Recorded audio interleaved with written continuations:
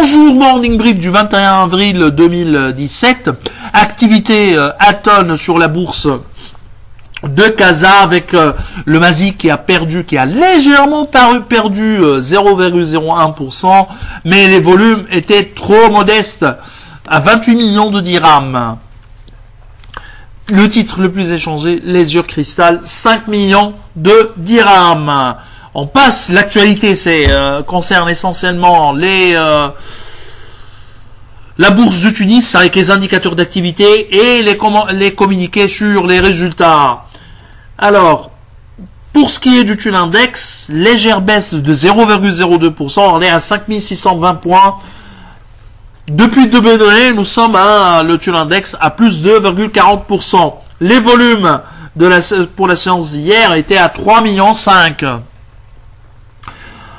Marché, disons, pour ce qui est de EOS, pour le marché hier, la plus importante EOS était Sokna, plus 3,85%, qui a publié de bons chiffres, hausse des revenus importante, et également maîtrise de son stock. Et ça, c'est important dans un tel contexte, dans un contexte de crise de la demande.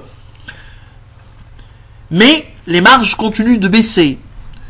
Bon, on apprécie le fait que Sokna se focalise essentiellement à la liquidation de son stock actuel, puisque la demande est essentiellement en berne. Elle est en berne, la demande, pour l'immobilier. Alors, pour ce qui est des indicateurs d'activité, les chiffres et plus de détails, vous trouverez tout ça par rapport au niveau du site. Et nous sommes très ravis de vous entendre et de discuter avec vous des derniers chiffres publiés par les sociétés cotées. Alors, également quelques chiffres où les plus importants points au niveau des indicateurs d'activité.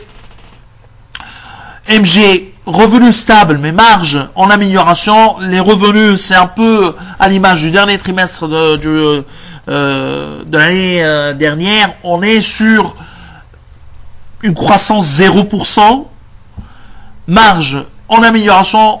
Et ça, on apprécie que le retailer se focalise sur l'amélioration de ses marges. Mais à un certain moment, il faut que les volumes repartent. Mais ça ne dépend pas de MG, mais c'est un contexte global. Autre chiffre à signaler, Tunisair qui affiche une croissance de ses revenus de 15% grâce à l'activité régulière. Mais quand je parle de Tunisair, je rappelle toujours que Tunisair est une capi de 60 millions de dinars. Alors, PGH, croissance importante des revenus. Certes, il y a eu une reprise des activités industrielles, mais l'activité principale de PGH, le core business de PGH reste toujours l'aviculture avec une contribution à la hausse qui s'approche de 50%. Sautuvert, croissance, mais activité export, on recule. Il n'y a pas de détails malheureusement au niveau des indicateurs d'activité. Le management n'a pas expliqué. Mais selon notre analyste, pense que il y a un problème au niveau de son marché historique, notamment l'Algérie. Marché historique, l'Algérie, pour Sautuvert. Alors, SFBT, impressionnant SFBT. SFBT continue d'afficher une croissance de ses ventes. On est sur une croissance à 2 chiffres pour SFBT. STB, quel lapsus. Pour SFBT, il y a eu une croissance des revenus très importante. Production, plutôt les volumes ont reprise pour la bière, mais en baisse pour les boissons gazeuses. À signaler que pour les boissons gazeuses, c'est l'export qui a tiré la croissance. On présume que c'est sur la Libye essentiellement. 11 millions de dinars. 11 millions 6 pour l'export des boissons gazeuses. En revanche, les boissons locales ont baissé à 23 millions de dinars. Elle continue de nous impressionner, SFBT. Hein. Alors, à signaler que STB a prorogé de 14 jours la clôture d'un emprunt subordonné. Il s'agit emprunt subordonné de 80 qui peut être même amené à 100 millions de dinars. C'est la deuxième prorogation après celle de la BIAT. Nous on le dit, après la devise, prochain risque, banque, surtout pour la liquidité des banques. Et bien sûr, le secteur leasing en souffrira. Donc les chiffres T1, il faut les prendre avec du recul. Alors, dernier point concerne Tunisie Leasing. Dernier point concerne Tunisie Leasing, qui a publié les résultats consolidés de 12 millions 6. Malheureusement, la baisse du cours de Tunisie Leasing sur cette dernière année reflète en partie cette baisse du résultat.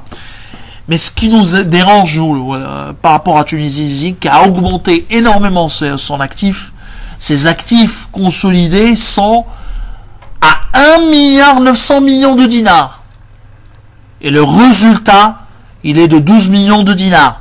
Sur l'individuel, on est presque au même niveau de résultat. Si on retranche les dividendes, c'est-à-dire les dividendes des participations aux produits des participations comme appelle au niveau des états financiers consolidés, on est à une activité Tunisie Leasing Tunisie, l'activité core business en Tunisie, le leasing en Tunisie, il rapporte à peu près 6 millions de dinars.